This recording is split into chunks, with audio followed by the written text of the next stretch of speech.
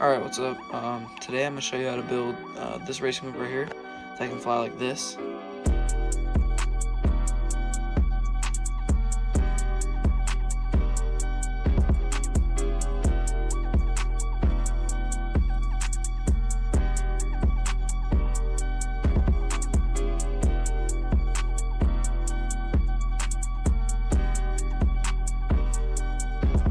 And as you can see, it's pretty fast.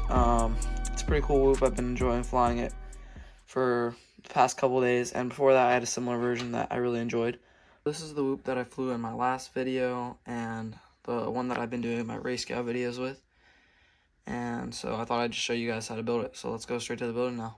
Got the 4-in-1 and with the flat RX right like that. I think it weighs about like 16.5 grams.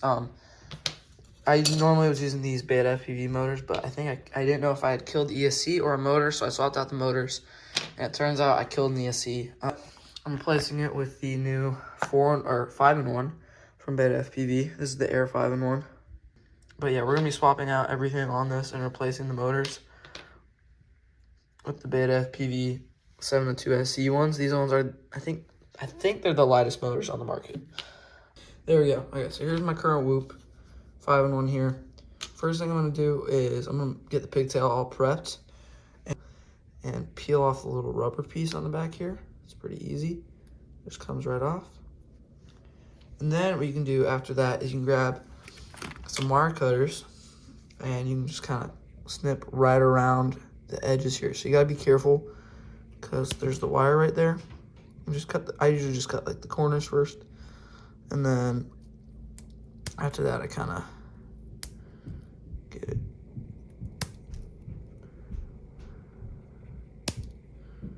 And you can kind of cut right in between here. Basically your goal is to get these separated. Like you want to be able to move the wires around a little bit. So now you can see how they're kind of out of there, so you can pull them out. And now you can lift these up and cut around in there. So let's see exactly how much we save by doing that. Here, let's move that. All right, zero out the scale. So we saved about 0.2 grams just doing that. So that it's not too crazy significant, but all these little things, they add up pretty quickly. So you just do a bunch of these little quick mods and you'll have a way lighter build than you did before. Now that we got that done, I'm gonna put some heat shrink around it.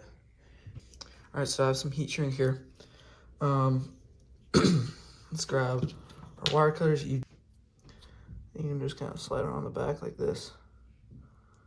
This isn't the best way, but it works. This is the biggest piece of heat shrink I had, and it still barely fits. It's already really snug, so this is not coming off. It's just a good idea to do this to kind of keep the motor wire protected, or just keep the wire a little bit protected. So you can use a lighter, but I have this really cool butane torch, so I'm just gonna use this. And basically, you just kind of put the heat around in the area around it, and it will shrink down. A little bit exposed there, but it'll keep it generally protected. So now we're just gonna cut this to length and be on our way.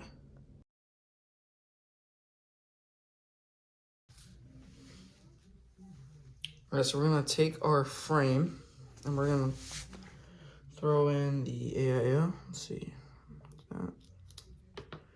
and I'm just gonna see roughly how long it has to be with my battery in. So,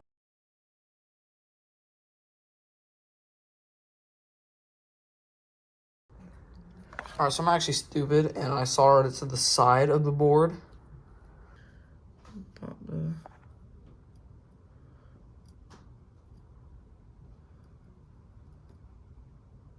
I don't know exactly where my tweezers are right now, so I'm just not using them, but there. So there, just done soldering.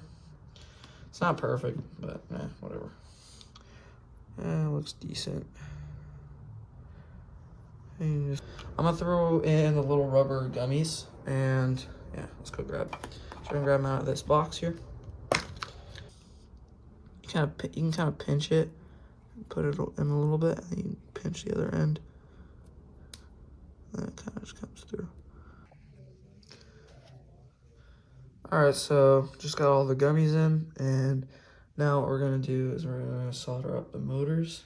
All right, so I just got all the motor wires soldered up onto the motors.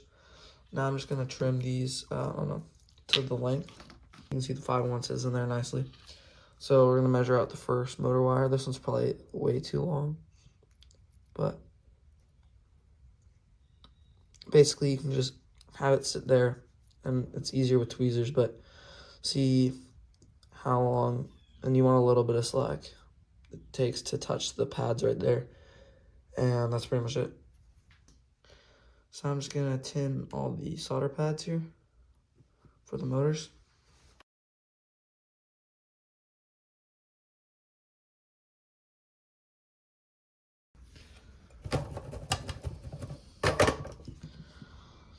So for these, you kind of want to look more square than round.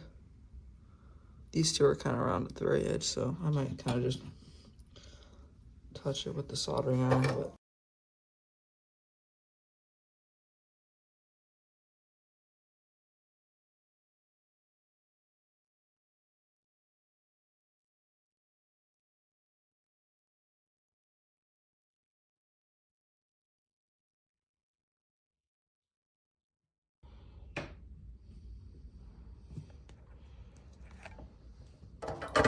that took way too long for no reason.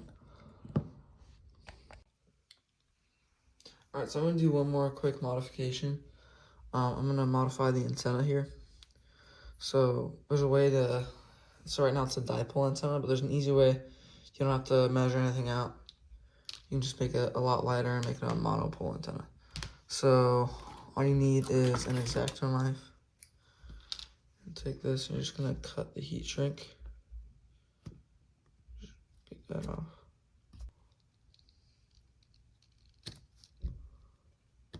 I'm just gonna cut along the heat shrink.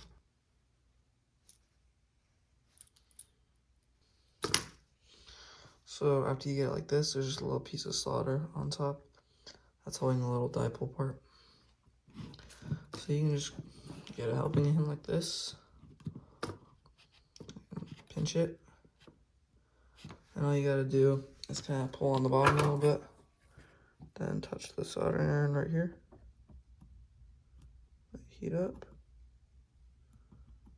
And eventually it will just come right through.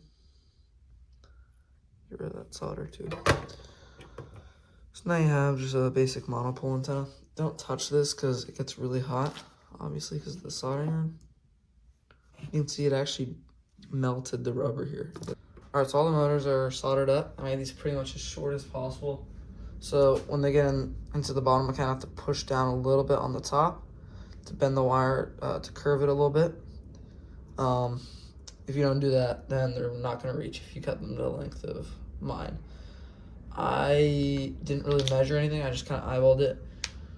I think 28 millimeters is probably good. I've heard that from some other people, but this will work. Okay, so the last thing we're going to solder is the camera.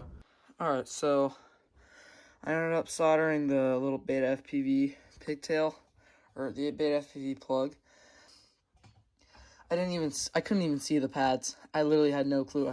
I just kind of randomly did it, but I finished getting them all on there, and I just put some E6000 over them. So a bunch of the files for this video got corrupted, but basically, I just screwed everything in, all peak hardware on the bottom for the motors, and then on the top, Reny, except for in the back here, I have one metal screw. So I have a couple more tips. I think it's good to thread this mount here first in the frame with some motor screws, the metal kind, because it has a similar thread pattern to the Reny ones, and the plastic doesn't thread very well on plastic. And aside from that, I'd recommend putting a little bit of E6000 over the top right here of the UFL, that way it doesn't pop off. But yeah, that's pretty much it for this video. Hope you guys enjoyed it. And I'll see you guys in the next video. Bye.